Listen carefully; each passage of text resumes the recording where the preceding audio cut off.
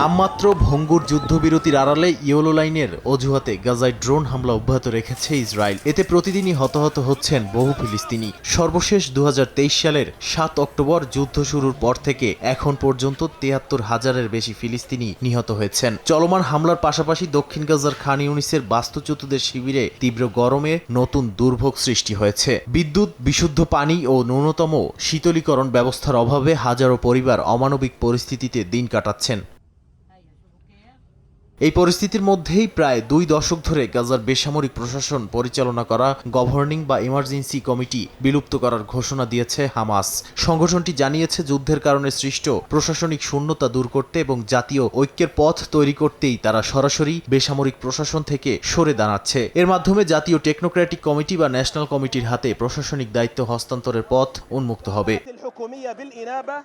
National কমিটির প্রধান জানিয়েছেন, প্রয়োজনীয় পরিবেশ ও উপকরণ নিশ্চিত করা হলে কমিটি অবিলম্বে দায়িত্ব নিতে প্রস্তুত। জাতিসংঘ নিরাপত্তা পরিষদের রেজুলেশন 2803-এর আওতায় গঠিত এই অস্থায়ী প্রশাসনিক সংস্থার দায়িত্ব হবে যুদ্ধ পরবর্তী গাজার দৈনন্দিন বেসামরিক কার্যক্রম পরিচালনা। স্থানীয় সাংবাদিকরা বলছেন, হামাসের এই সিদ্ধান্ত যুদ্ধবিরতির দ্বিতীয় ধাপে যাওয়ার জন্য গুরুত্বপূর্ণ রাজনৈতিক নমনীয়তার ইঙ্গিত দিচ্ছে এবং মধ্যস্থতাকারী দেশগুলোর দীর্ঘদিনের দাবিরও প্রতিফলন এটি।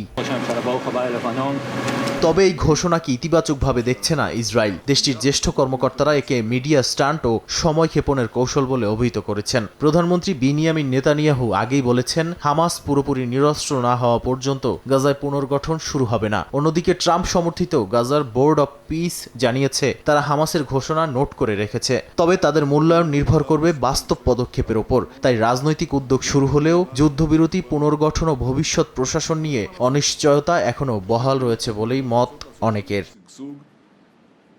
নাদিম মারজান, সময় সংবাদ।